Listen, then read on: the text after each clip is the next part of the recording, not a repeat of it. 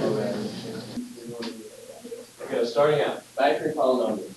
We factored before in the past. We factored things like x squared minus 5x plus 6. We factored quadratic trinomials. But again, this is quadratic. Today, we're factoring cubic, quintic, quartic, higher order polynomials. But just a reminder, because you will need this today, to factor a quadratic trinomial, we ask ourselves the middle term, what adds to give me that -5, what multiplies to give this positive 6, which in this case would be, what's your numbers? Good, -2 and -4. Multiplies to give you positive 6, adds to give you -5. That's factoring a quadratic trinomial. But today we're factoring higher order stuff. Starting with a cubic equation. First it says determine whether x plus 4 is a factor. We're going to start out taking baby steps. They're going to give us something, and we're going to decide, is this actually a factor? And if it is a factor, we're going to factor out what we're left with the rest of the way. Reminder about what a factor is. You've got the number 8. Is 4 a factor of 8? Question mark. What do you think? What is a factor? Is 4 a factor? Yeah, there's a 4 in there, right? How can we assure ourselves that 4 is a factor? Divide it into 4. But not only because I can divide 5 into 13. But what's different about it if it is a factor? It has a no remainder. 4 is a factor of 8 because if I divide 4 into 8, I get 2. Which means I can break down 8 into 4 times something. When you're factoring, the process of factoring is it's breaking something down into its factors, breaking something down into multiplication. And keep that in mind as we're working this problem. We want to know, is x plus 4 a factor of this x thirds minus 13x plus 12? To determine if it is, we divide. And we're going to use synthetic division to do this. To divide by x plus 4, we put -4 in the box. We're dividing it into 1x to the third. Notice there's no x squares. I'm colored today. Minus 13x's and a positive 12. According to synthetic division, bring down the first number and multiply. Add the 2 together, multiply. Add the 2 together, multiply. Add the 2 together, the last number is 0. That last number is your remainder. So is x plus 4 a factor? Yes. Now here's what I want you to get used to. The same way that since 4 was a factor of 8, we could break 8 into 4 times 2. What you just did is you took x to the third minus 13x plus 12, and you divided it by x plus 4, and you got this stuff. Which, by the way, this stuff is 3, -4x, and positive x squared. So what we're going to do is we're going to take and we're going to rewrite this. We're going to rewrite x to the third minus 13x plus 12 as, somebody turn that back into a polynomial, x plus 4 times, what did I say this was? X squared minus 4x plus 4. So we factored it. That's our first step of factoring. We took our x to the third equation, we broke it down to x stuff times x squared stuff. Now let's go a step further. We know how to factor this. That's what we just did. X plus 4 times, and clean that up now. X, adds to give you adds to give you -4, multiplies to give you 3. Jackson, what are those two numbers? So now that x to the third stuff is factored complete. Next step, notice on that last problem, was it x minus 4, or x plus 4 was a factor. Well, how can we determine what things might be factors? What are some possible factors of a certain? Because on that last one they gave us, they said, is this a factor? Will it factor into this? How can we determine if something is a factor? We have what's called the rational roots theorem. The rational roots theorem is, it gives you a list of all the possible things that something can factor into. And notice it's a rational roots theorem. I need to explain the relationship between factors and roots before we go any further. X plus 4 on that last problem was a factor. Think about if you were solving the equation though, or let's do this. Y equals x minus 3 times x plus 2. X minus 3 and x plus 2 are factors. Something's been factored here. It's been broken down into its factors. Now let's talk about the relationship between that and a root. If you graph this, hopefully we all know that if we graph this, we're going to get a parabola. What's going to be the x-intercept of that parabola? How do we find x-intercept? Do you remember? Put a what here? 0. Put a 0 in for your y. We solve it. What are my two x-intercepts? 3 and negative 2. My graph is going to cross, and it's going to look something like this. My graph is going to cross at negative 2, and my graph is going to cross at 3. Negative 2 and 3 are roots, x-intercepts, zeros. There's 3 different names for it. So if x plus 4 is a factor, you see the relationship. X minus 3 is a factor, 3 is a root. X plus 2 is a factor, negative 2 is a root. X plus 4 was a factor, negative 4 was a root. A root is the same thing as an x-intercept. An x-intercept can also be called a 0. There's three different words you use interchangeably there. Make sure that if you see those words, you know this is the same thing. So go back to synthetic division. If you're dividing by x plus 4, x plus 4 is the factor that you're dividing by. Now we got some new terminology. If you're dividing by x plus 4, what do you put in the box? The root. The root of that value. Because a lot of people have issues. What if you're wanting to divide by something like 2x minus 1? What do you put in the box? The root of that. Set it equal to 0, you put 1/2 in the box. So if you're dividing by x plus 4, negative 4 was the root of it. Okay, here we go. Find all the possible rational zeros. And already, they're using, instead of roots, they're using the word zeros. All the possible rational zeros for each polynomial function. Here's what the rational root theorem says. The rational root theorem. It says you can find all the possible rational roots by taking the last number and taking the first number. If it's got to be in descending order. Notice x is third down to like it normally is. Take all the factors of the last number over all the factors of the first number. And I'll show you what we're going to do with it. The factors of 8 is 1, positive and negative, positive negative 2, positive negative 4, and positive and negative 8. That's just a list of all the factors of 8.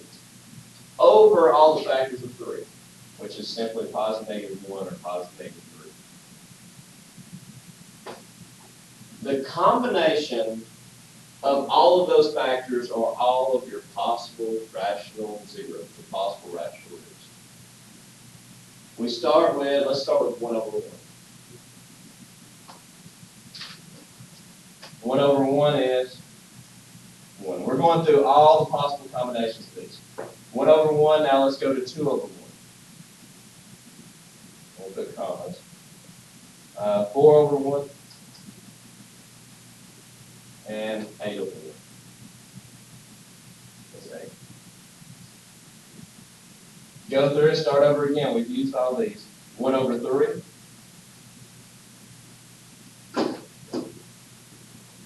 1 over, or excuse me, done with that one. 2 over 3. Positive and negative. 4 over 3.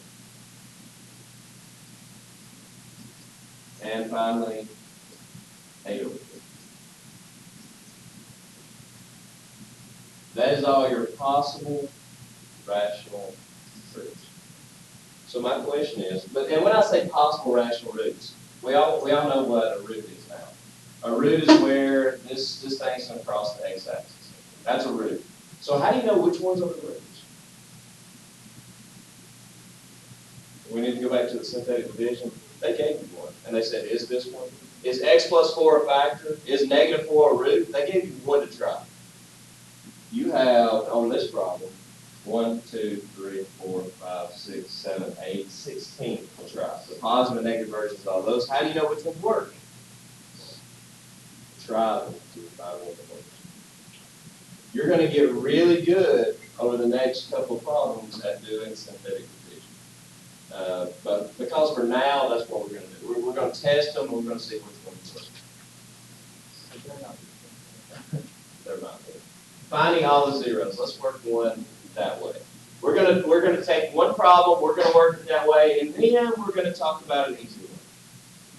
But I need you to know how to find all the possible rational roots. I need you to be able to go through that process. On this one, find all the real and imaginary zeros for each polynomial function. So step one, I need to know it's x to the third. I can't factor just x to the third like I did quadratic. So I need to know what's something that might work. The way that we find that is by finding all our possible rational roots. The possible rational roots are all the factors of 6. You're going to find out that there are certain numbers that you really only see, like 12. 12 is not a fun number. It has lots of factors. 24 is not fun. 32 maybe. Yeah, it's a bad number. Over all the factors of 2. So here's all of our possible rational roots. 1 over 1 is 1. 2 over 1 is 2. 3 over 1 is 6 over 1. It's 3 and 6. 2 over 1, or excuse me, 1 over 2 is a half. 2 over 2. You have to put 2 over 2? Already listed. 2 over 2 is 1. 3 over 2 and 6 over 2. You don't have to put 6 over 2, it's already listed. There's all your possible rational roots. So here we go. Now that we have all of our possible rational roots, let's clear this out and run into the room. You start working. You start picking. Okay, now again, keep in mind, these are roots. So when you're doing synthetic division, what do you put in the box? Those. Because these are not your factors, these are your roots. What if 2 works? Let's try that. What if 2 works? Then what was a factor? X minus 2. Y'all see the relationship? So let's try 2. Why am I trying 2? I don't know. For lack of a better place to start. Question. 2, 4, 1, 2, negative 9, negative 18, negative 12. Did it work? No. That's what you did. Pick a difference. You're fixing to find out how lucky you are. Some of you will pick 1 and for some reason, wow, it seems like the first one I picked always works. Some of you will pick 9 and 10 and 11 and get very frustrated with yourself.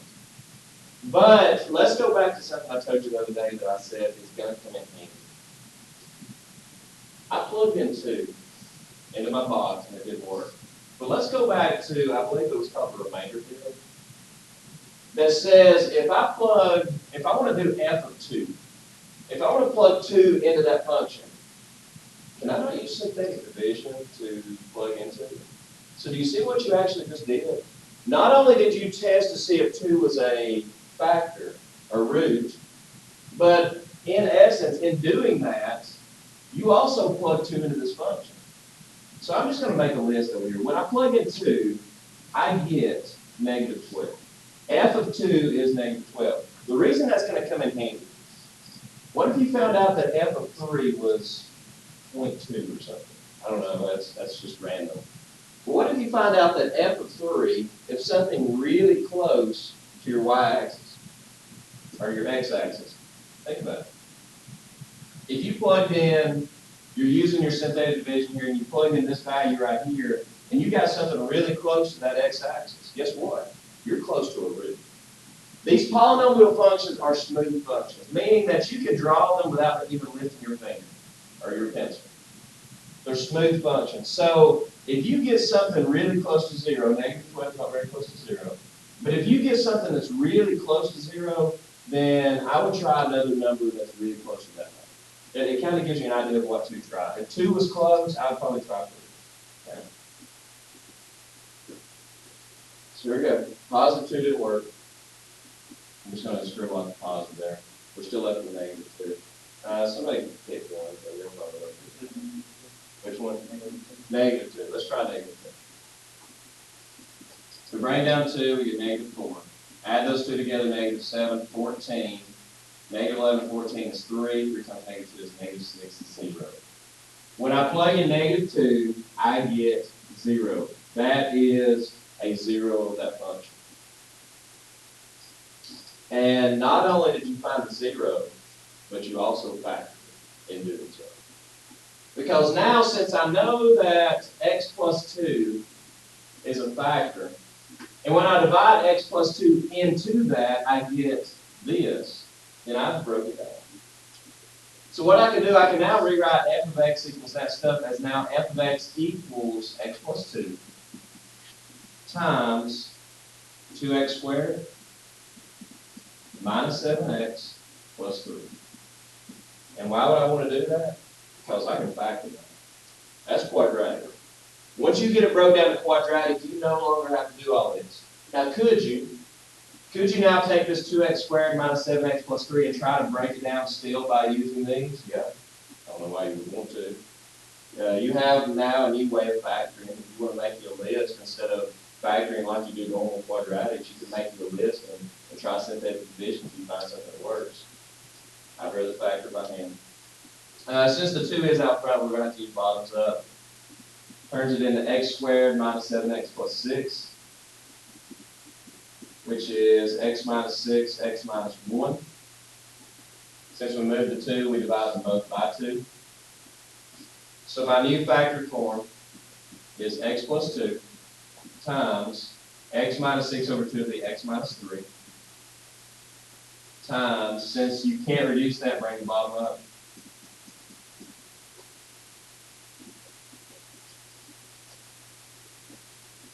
That's the factored form. But that's not what that actually means.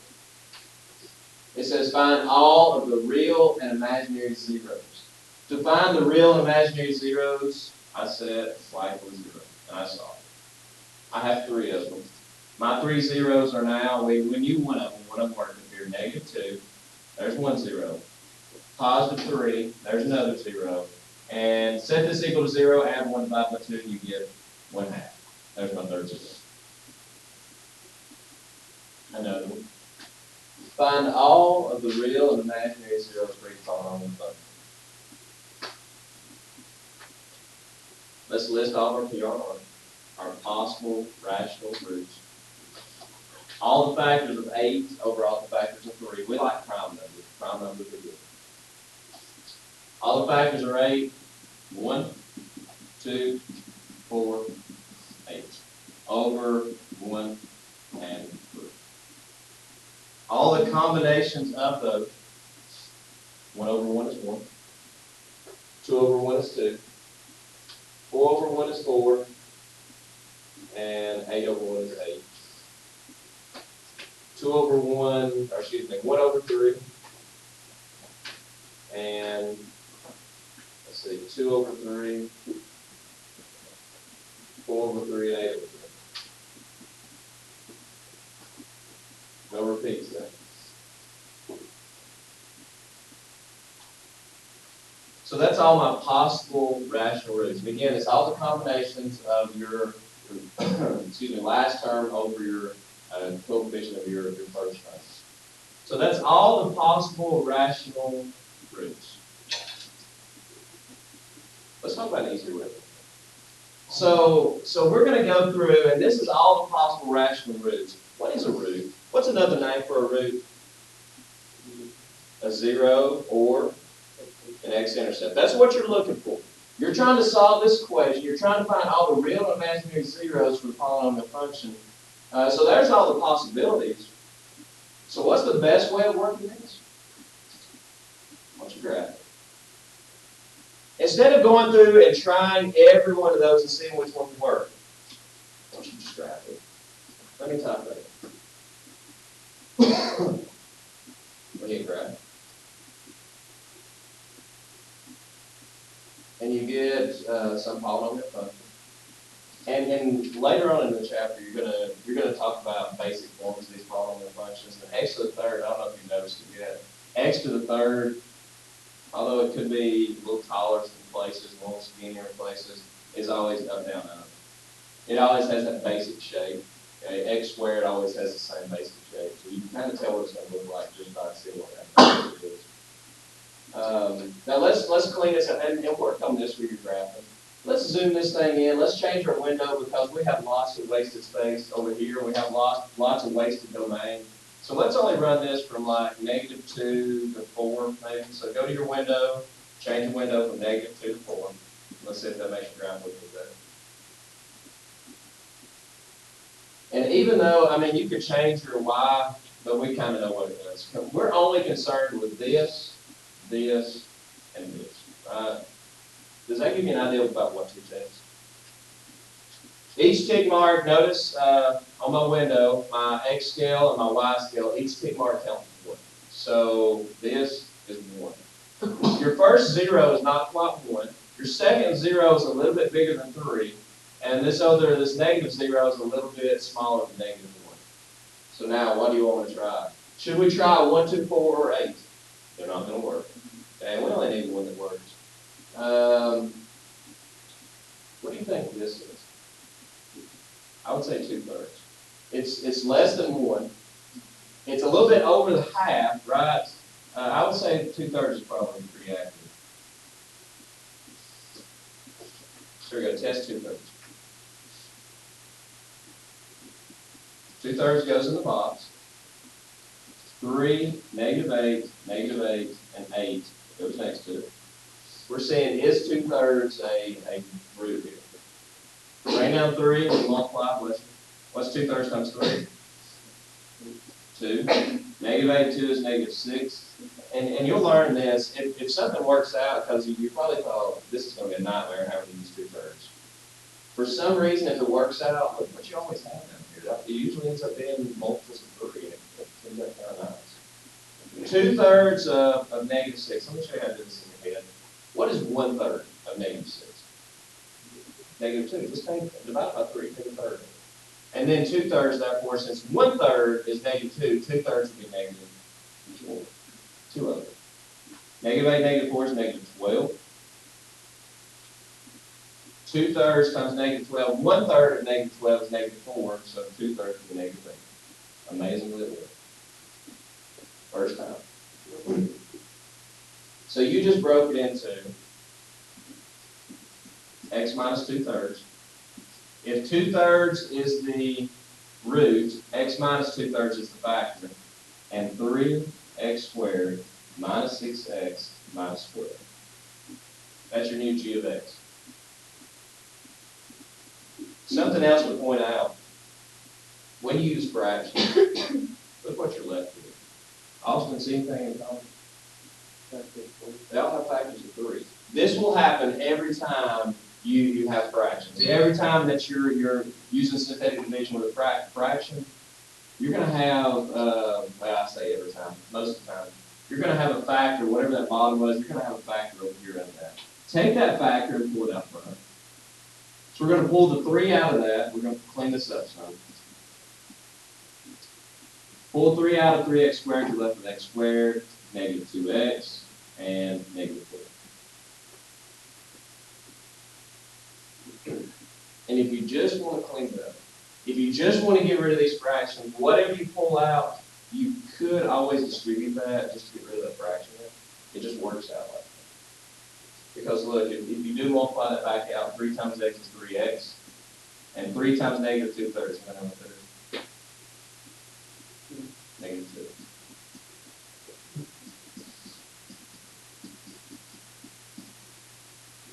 So now trying to break that down again, Josh, x squared minus 2x minus 4, will that matter? What multiplies to give you -4, make you a list there. Multiplies to give you -4, and the only options are 1 and 4, or 2 and 2. Will either one of those add give me -2? So we'll not factor. So we need some other way to find a 0.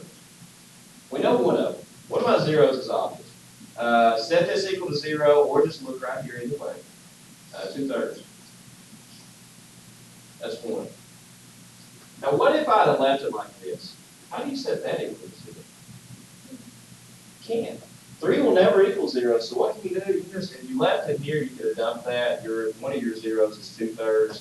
But how do we get a 0 from this? X squared minus, it's not factorable. So any other ideas? How do you find out what makes that equal 0?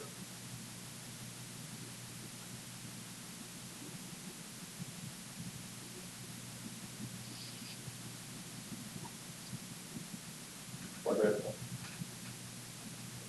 Always start out with your discriminant first. B squared minus 4AC, Mary. Here's what we're plugging in. That's what we're trying to find the zeros of. We couldn't factor, so we're plugging into that. What's B squared, Mary? Is it 4 plus 16? Sounds good. 20.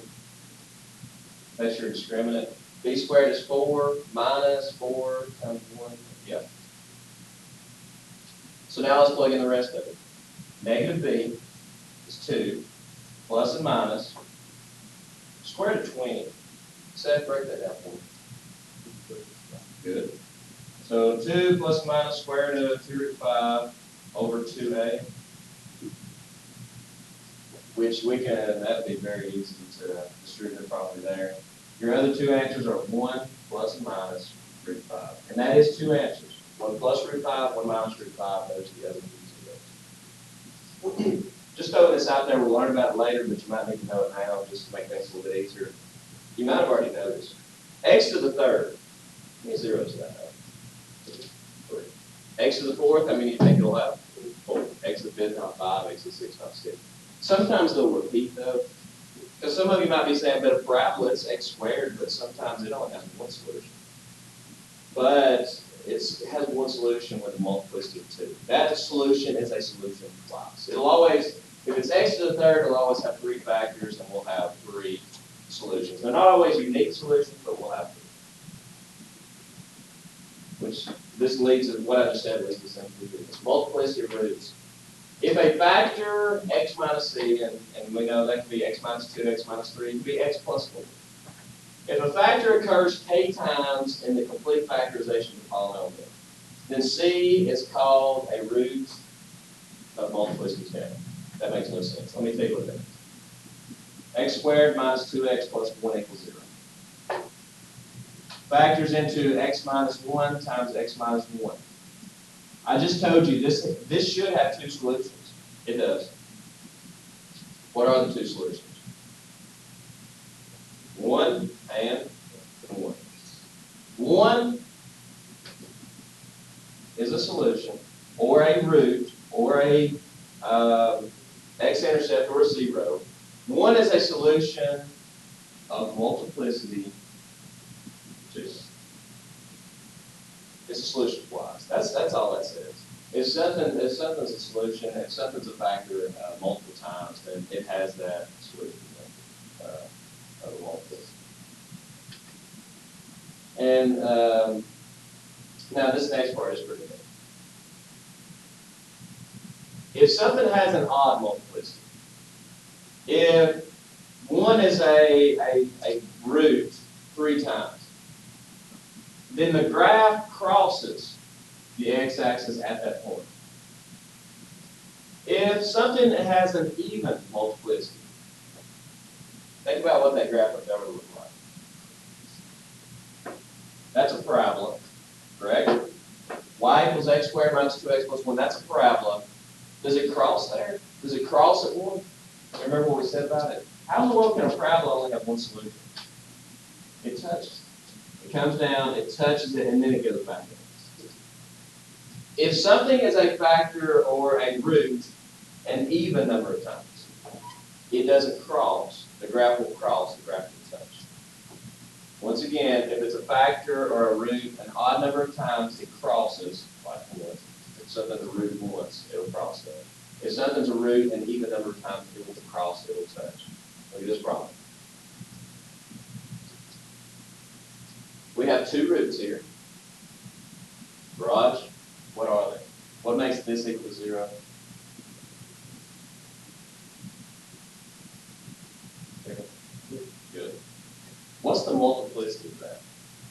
times the square root. Does everybody see that? Because this is x minus 3 to the second. That means if you listed these out, that's x minus 3 times x minus 3 times x plus 14 times x plus 14 times 5 times. So x equals a 3 has a multiplicity of what? 2. X equals negative 14 has a multiplicity of 5. So if what we said was true, and that's the reason I worked this problem, if what we said was true, when we graph this, I'm about to graph this show. When we graph this, your graph should do what at 3? Cross or touch? Touch, and should do what at negative 14? Cross. Let's try it. Here we go.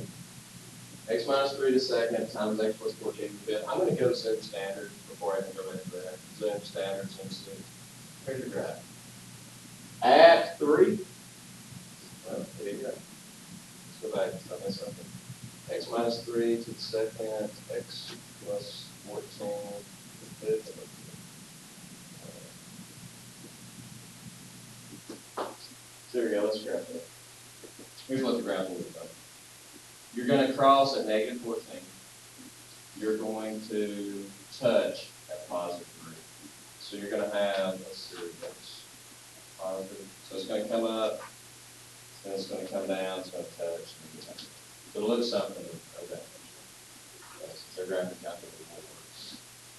Crosses at negative 14, touches at 3. Last problem. State the degree, 5. Highest power. That's all you got to do with that. Your degree here is 5. Find all the real and imaginary roots of each equation, stating the multiplicity when it's greater than 1. First thing is shares x's. Factor out x to the third. Actually, factor out 6x to the third. You're left with x squared plus 4.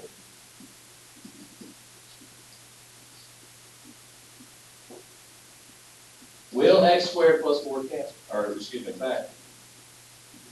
No, not unless you do factoring with imaginaries. We don't have to. Since it won't factor, let's set each of these equal to 0. 6x to the third equals 0, divide by 6. X to the third is 0, so x must be 0. When you set this equal to 0, you get 0. Because to get rid of the third, you can come over and cube root if you want to, it's still 0. So x equals 0 is a root with a multiplicity of what? 3. 6 times x times x times x equals 0. So either x is 0, or x is 0.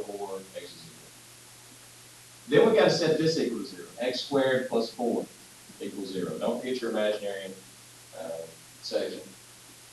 We subtract 4. Leaves me with x squared is negative 4. To get rid of a square, we do plus and minus the square root. So x equals plus and minus. Break square root of negative 4 into the square root of 4 times the square root of negative 1. Michael, what is that? 2i. Square root of 4 times the square root of negative 1. There's your 5 roots. You have 0 is a root 3 times. 2i is a root, and negative 2i is a root. Now, what would that look like? What happens here? Would it cross, or would it touch? Cross. Multiplicity odd times. Now, what happens at 2i? Where is 2i? Will it cross or touch there? Guys, if you're graphing with an x and y axis, 2i does not exist on the x and y axis. It's not going to cross or touch anywhere else. Okay, these are imaginary. They're not real. This is a real point. So it's going to cross at 0. It's going to come up here, do something weird. Up here, come down, and go back up, but it's not going to cross anymore. So these, your only real solutions are 0, 0, and 0.